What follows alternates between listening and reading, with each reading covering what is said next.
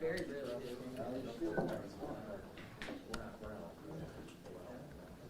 you want to pop up on me, you could take on mine. Imagine. You guys can go.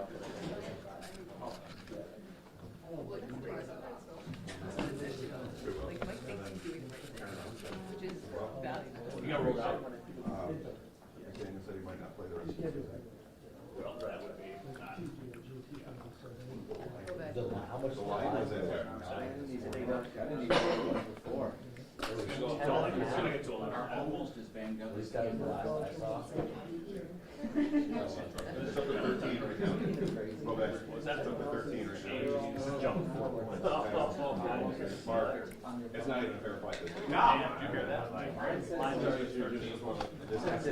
Wow. What did it go up? 2, 3.5? 4.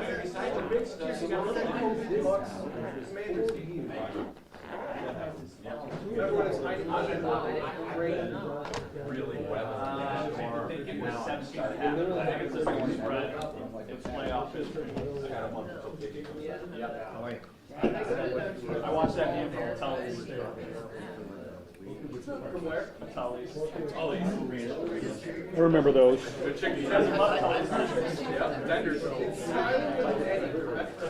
Oh my God. Yes, Bovek. At 2 years before I came, 1995, I was doing color for the Syracuse Crunch in the AHL. 55 games a year, plus the weekend TV gig, whatever. We would do the weekly radio show for the Crunch from Tully's on Erie Boulevard, which was like at the time the hot, like. That was the club, basically.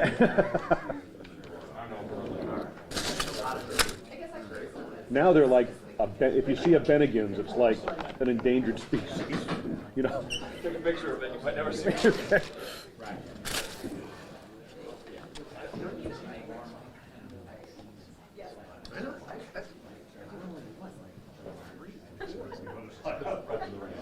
No, especially You need to take the yes. That's the thing. This Aquafina's not cut. I'll tell you that.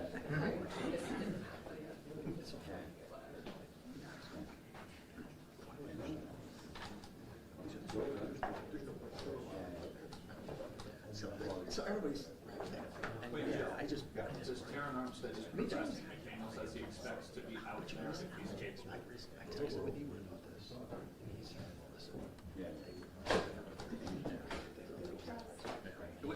Right. Which is well with the way these kids are. Correct. Correct.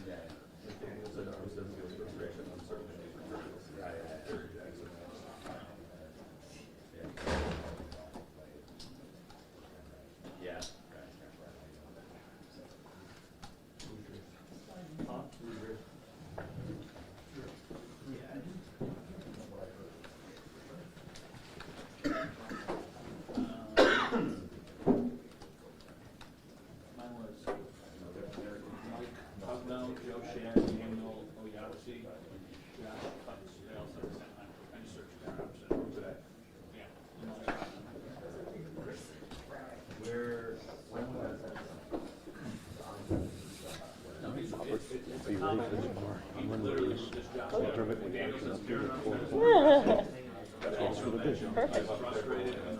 I know, as soon as that came out, I was like, all right, well, there you go. You didn't even have to. That was going to happen, but like everything else with this story.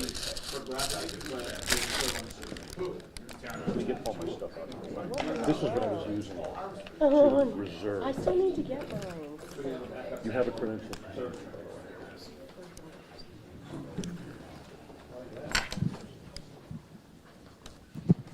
All right, so injury update, really not much to talk about here. Jordan Phillips will not practice, and Jordan Poyer will not practice. No new injury situation with either of those two, just trying to manage what they have already. So, and then Micah and Jamison, JC will practice today, will open up their window, but neither of those two will play this week. So I want to set expectations properly there. So with that, I'll turn it over to you and your questions. Sure. With Myers being released, obviously chance that you'll swing by at some point this week for the facility and say hi to everybody? Yeah, we're, obviously grateful first and foremost that he's home and with his parents and his brother, which is great. I'm sure it's felt like a long time since he's been able to be home naturally there, and I'm sure it's a great feeling. And yeah, we'll leave it up to him. His health is first and foremost on our mind as far as his situation goes, and then when he feels ready, we welcome him back as he feels ready. Sean, how do you feel, last week obviously we know how unique it was, but how do you feel you guys are prepared to get back to football, a normal week here, getting into obviously an important playoff game? Yeah, that's what we have to do, right? It's a good football team that we've split with this year, and we have a lot of respect for them in terms of what they've done and what they've accomplished this season. So, we've got to get ourselves ready to go. The news just came down on Tua that he's out for this game.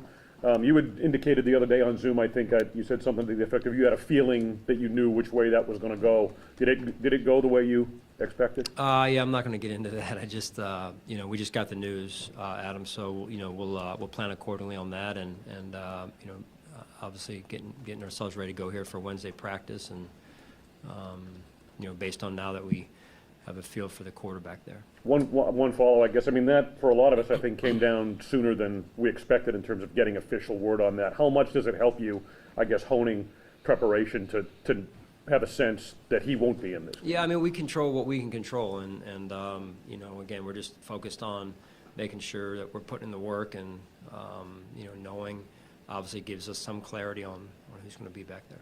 How does it with Micah Hyde? I mean, you said you was practice with him today. What is that whole trajectory been like throughout the season? Because it was originally he was down to the year, and now it seems like there's a slow down. Yeah, credit to Micah and the doctors. He's just been so focused on leading, number one, where in the position he can lead from since he's been out, and then and influencing our team that way, and then now it's him getting back on the field and just taking it one step at a time. So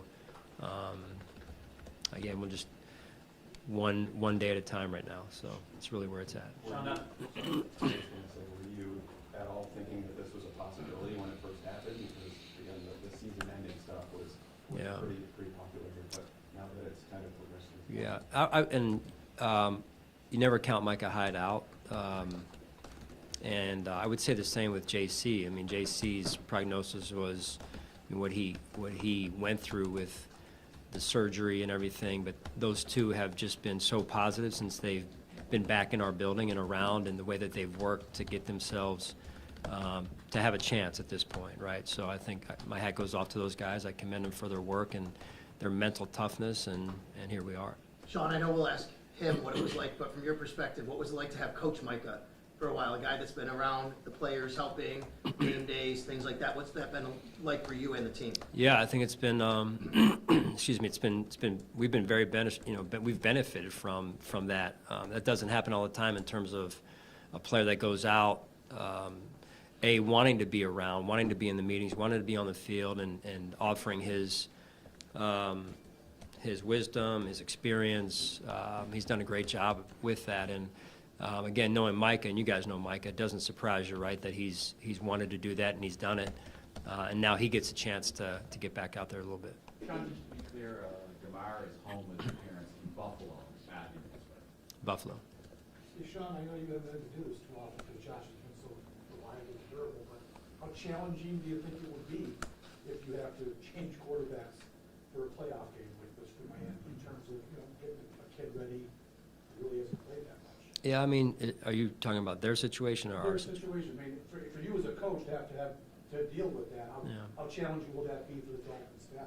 No, I mean that's it's whenever you have a new player in a position, it's always challenging to a certain extent. But he's played, he's on tape, he's played earlier in the year, and then of late again. So other than that, that's the ball's really in their court on that. So, but it's. Yeah, I mean, you go through those things. We've gone through it a lot this year with a lot of injuries, and so you make the most of it and you move forward. What changes for them with Skylar in there? And you noticed from the early tape compared to maybe the tape from Yeah, no, I think in the tape that I've seen, I think he looks good. He really does. They've done a good job with him, and he seems to have good command of the offense, and does a good job back there. And so again, we just got to prepare ourselves, get ourselves ready to go here. Sean, you guys opened the season as preseason Super Bowl favorites in a lot of different places, media, fans, or otherwise. You've gone through now a full regular season with those lofty expectations. What, if anything, has been the impact of those expectations on the team, or maybe even on yourself? I think we've always tried to put that in the right context, and I think that's the best thing we can do, and that's still the case. We're now in the postseason. I think that's step one, is getting to the postseason, no matter where expectations are. And my hat goes off to the guys because they've battled through some things and gotten here. Now it's for the entire league. Everyone's on a one game season at a time. So that's really where we're at. So you win, you move on. You lose, you go home, and that's the reality of our situation. What did you think, Joe? Last year, facing the Patriots in the wild card, just facing a team for the third time that you just recently faced. You both know each other so well. Just kind of what do you think about that challenge? Yeah, I mean, they're a good team. They're very talented. I believe they're well coached. They've got really good speed on their football team. I know a lot gets talked about with 10 and 17 with Hill and Waddle, but their speed extends beyond just those two guys. So I think, defensively they do a great job of, giving you different looks and things of that nature. And then special teams, they've got a really good special teams unit, and it's well coached. This will be Mike McDaniel's first game as a playoff head coach. What do you remember about your first game as a head coach in the postseason? Yeah. I mean, it's different, right? You're certainly excited, you're amped up, and, I think your perspective is a little bit different that first year. And that's really where, when I think back to that first game that we had in Jacksonville. Yeah. What did you make of Dean Marlowe and his ability to step in a tough spot? Obviously thankful that you were able to bring him in here when you did. Yeah, Dean's a trusted player that we've had. He's been around us for a while now, he's a good steadying force for us, and he knows the defense, and he has good rapport with Jordan and Micah, so he's done a nice job. Sean, how much was it need to get a few days of break, to know that DeMar Hamlin's home, and just to put that week beside you so you can move forward? How important was that, while keeping your thoughts on DeMar, Yeah. in his continued recovery? Yeah, and that's what we have to do. Like I said earlier, and DeMar is in his health and well-being is number one as far as that goes. Feel really good about where that is, though, and the fact that he's home and with his parents. And for us, as DeMar's dad has said to us multiple times, and DeMar has mentioned as well, it's they want us to go do our job, and that's what we've got to do. Sean, this is one of the heaviest sports teams in the NFL. What type of challenge does that present for you guys? And how have you seen how they've had success with it? They've done some things pretty well. Yeah, they do. Like I said, they do a lot of stunting up front and give you different looks with pressure and bringing pressure off the edge, up the middle, zero pressure. They do a lot of that, all the different multiple pressure looks, and so it's a challenge for you, and we'll just see where it goes. We saw a lot of it in the first game and some more in the second game, and so that's why we got to get out there on the practice field. Sean, I know you talked before about the speed of the game for a young player, rookie, from camp to preseason to regular season, and now regular season to postseason, how it ticks up a little bit. How can you prepare them for that in any way? Yeah, I mean, that's where the preparation comes in. You've got to put the time in, put the work in. That's really what it comes down to, is making sure you're prepared to do your job. Sean, do you remember what you were doing 6 years ago today? You probably do, though. That's a little weird. You were sitting in the Ed Pro training center. You got hired 6 years ago. Is that right? Okay. Awesome, man. Does time, What a blessing. Does time fly by? What's that? Oh, yeah, is this someone's thing is batteries?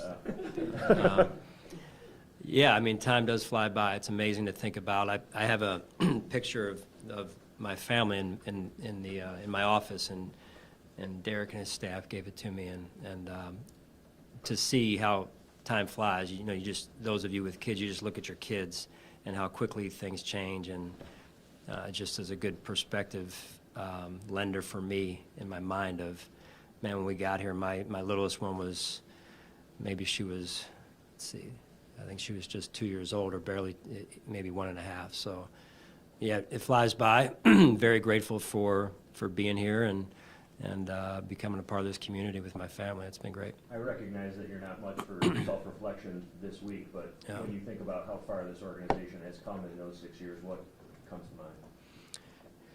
Again, you know, blessing from God, and just feel that there's been a lot of, you know, people, like the muscle, if you will, just the amount of work that's gone into it across our organization, in the community. I feel really good about that. I really do. I feel I'm just one part of it, right? One piece of it. Teaming up with Brandon, teaming up with now Ron, and of course Terry and Kim. It's been, you know, you don't realize, you know, everyone wants a job, right? As an assistant coach, you work so hard to get one of the jobs that are out there, and you don't realize how important that fit is with a city, with an owner, and with a GM, and so, you know, and then, you know, the way that our players have handled things is, my hat goes off to those guys as well, because we've got good people in that locker room. Sean, what do you think is the biggest lesson you've learned over these last 6 years? Boy, you know, you talk about that first playoff game, I guess, like, you think you're ready, and then six years later, you know, what I know now versus what I knew then, maybe. So I think that's what makes it a little bit fascinating, right? Like, you're always growing, you're always trying to improve yourself, and you think you're at a certain spot, but you never really arrive. So you're always just trying to work to improve every day. Sean, we hear that Buffalo the set a game. huge advantage in the playoffs, hosting a playoff game in Buffalo. Well, you know, I'll start with our fan base. I mean, I think that's where it really starts. You know, and listen, outside of that, it's who plays the best. At the end of the day, that's who's going to win the game. So, you know, our level of play is what's most important. That's where the game will be decided. We love playing in front of our fans, and it's a tough place to play because of our fan base. Sean, we hear a lot that the game slows down for players the more you rep it. Does the game slow down for head coaches, in particular in the postseason, when you look back to that first one? Did things kind of slow down for you as well? Yeah, again, that's what, you know, I think as whether you're a position coach or a head coach in this case, it does. Experience is a great teacher, and the more you're around it, I was thinking of you know, the many head coaches that, you know, you talk about the Andy Reids, the Bill Belichick's, Pete Carroll, who have been through so many games, just through just multiple seasons, Coach Harbaugh, and how slow the game must be to them. You know, I think there was a stat the other day I saw on television of the amount of times that Baltimore has played whoever they were playing. I think it was Pittsburgh at the time, a couple weeks ago maybe that was, and the amount of times that Harbaugh has faced Mike Tomlin, I think it was up in the 30s or so. That fascinated me, just because just two coaches who have been at it for so long, you know, the wisdom that they have, and how the game has maybe slowed down for them, like you said. Sean, how do you get your young guys ready, especially the ones who haven't played in the playoff game, because it is such an investment? Yeah, preparation.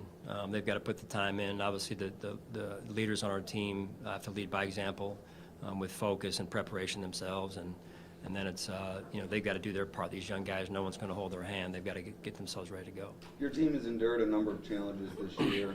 A lot of good news in a short amount of time. DeMar Hamlin's progress, Micah Hyde returning to practice.